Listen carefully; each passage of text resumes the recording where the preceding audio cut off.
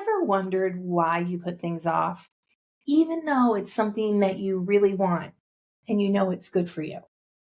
Maybe you have the most amazing fitness routine, the best nutrition plan, and the most supportive family ever, and we still avoid doing the thing that we say we want to do that will actually help us reach our goals.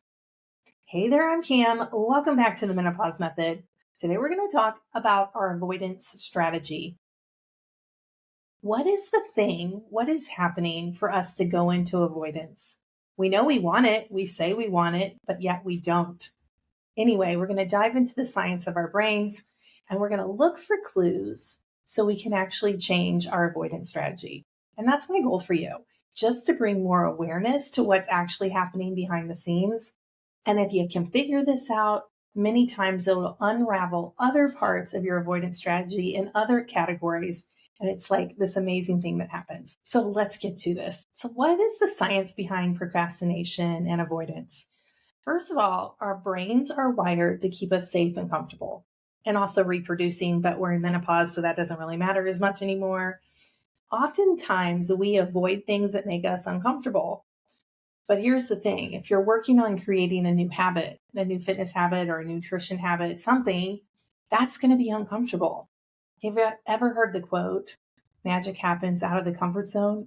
And here we have our brain saying, no, no, no, that's uncomfortable. I need to keep you safe. And so the strategy is running behind the scenes and you're going to actually avoid the thing that you want to accomplish. That's what's happening behind the scenes. We have anywhere from 60 to 70,000 thoughts a day. That's a lot. No wonder we're tired. And 80% of those thoughts are considered to be negative and on repeat. That's a lot. I'm not really sure who does all the counting, but that's a lot of thoughts and that's a lot of negative thoughts. So your brain is not always your biggest cheerleader. That's the bottom line. And we also know that 90% of our decisions are based in the subconscious mind, and only 10% of our decisions are made with our conscious mind. So that means most of what we do is automatic and it's based on past habits and past patterns and past filters of things that happened to us in the past. So when we procrastinate, our brain is running some kind of avoidance strategy to keep us out of the discomfort, even though the discomfort is something that will help us grow as a human and have more joy and health in our life. So the trick is figuring out what that cycle is and how to break it for you.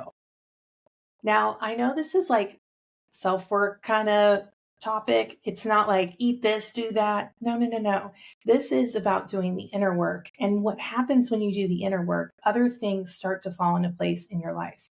When you understand yourself better and you see how you react to certain situations, that's where the magic is. And actually, I do believe that menopause is our great awakening. It's like the midlife awakening, and this is part of it. To know and love and appreciate yourself as is, to understand what your triggers are so you can move forward. So yes, I know this isn't like a fancy protocol. Nope. This is the inner work that unravels and lets you live your best life. So let's start here. How do you identify your avoidance strategy? So I want you to ask yourself the next time you avoid something, what happened right before I avoided exercising or eating protein? What happened right before? We talked about this last week. We have 4 bodies. We have mental body, emotional body, energetic body, and physical body. All of these dance together and we need them on the same page, if you will, in order to actually get the thing that we're working for. So right before you avoid something, think about your mental thoughts. Did you say, I don't have time, or I'll do it later, or a piece of protein doesn't sound good right now? What was the thing that you said in your mind? Now, it could be your words, but it also could be something you heard in the past. Maybe you heard something as a little kid and you decided to pick it up and carry it around with you all through life. The cool thing is, at this stage in life, when you get to know and love yourself as is, you can choose to put down that thought and you don't have to carry it around with you anymore. So think about your thoughts. What did you hear right before you avoided the thing? Next up, what did you feel? So that's your emotions. Was it fear? Like, were you fearful or anxious about something. Maybe you were worried about it being perfect. A lot of times women avoid doing something. If it's not perfect, it doesn't count, and that could also go into your mental, like, what did I say to myself? But the feelings are like self-doubt, anxious, any of those emotions. So next time you avoid, what did you feel? That'll give you some clues. And then physically, how did your body feel? Did you feel tired? Have you ever been somewhere with a group of people and you just wanted to get away from them and go home and take a nap?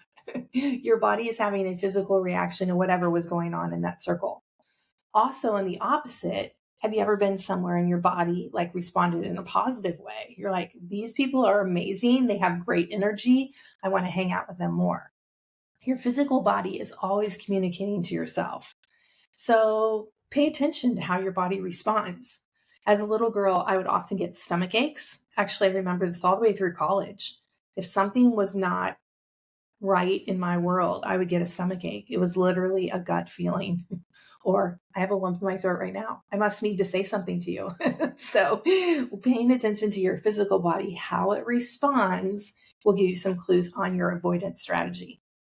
And then energetically, like, what's your environment like? Who are the people around you? In fact, when you work with me one-on-one, one of the questions on the intake form is, who's in your circle? Who lives in your house? Are they supportive of your goals?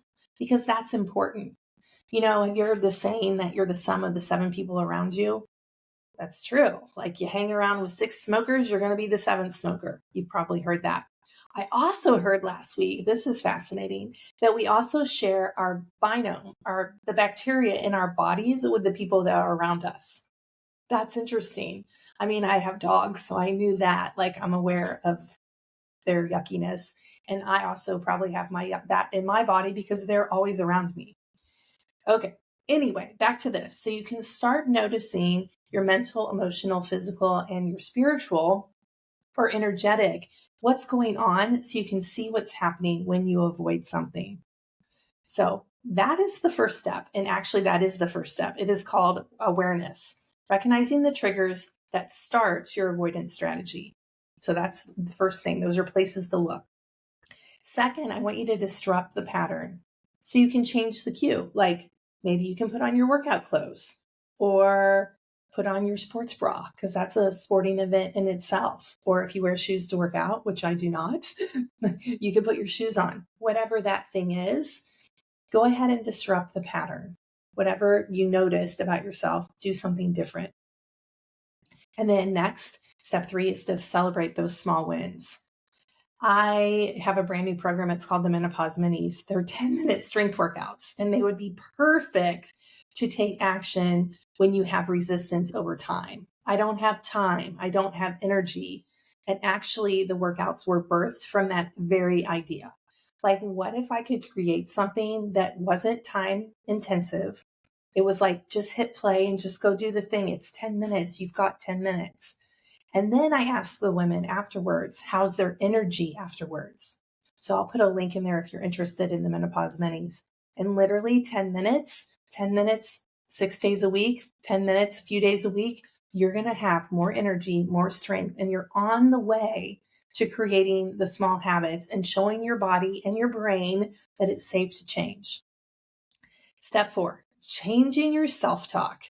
What do you tell yourself when you avoid something? This is a good one. Instead of I have to, I need to, I should, all those, shoulding all over yourselves, change it to I get to.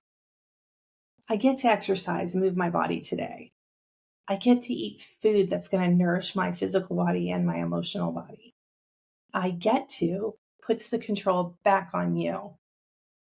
So here's the bottom line. Next time you notice yourself avoiding something, pause and ask, what just happened?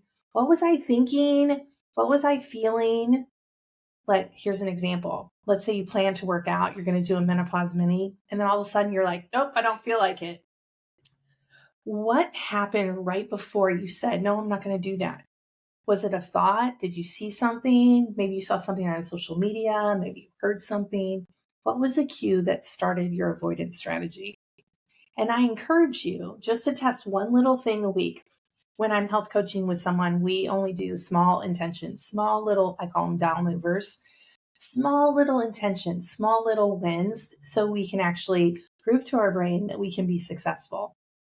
I just need you to know that procrastination and avoidance isn't the lack of willpower. It's your brain running something on automatic loop. And that is the purpose of today's show, is to literally take a look at what's happening so you can actually stop it. It is not because you don't have willpower. It's not because you don't want to reach your goals. It's your brain trying to protect you and keep you safe. If you found this episode helpful at all, send me a message on Instagram. I love hearing from you. And if you could, please subscribe and share this with your friends. That is the best way to get the word out. You can find this podcast on all major platforms, plus I'm doing YouTube. And next week, we're actually going to address how to build your ideal home gym.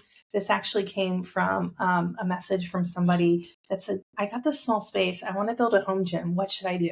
Be sure to tune in next week, and I'll share all the details on how to build your ideal gym in the space that you have. Thanks for being here. I'll see you next week.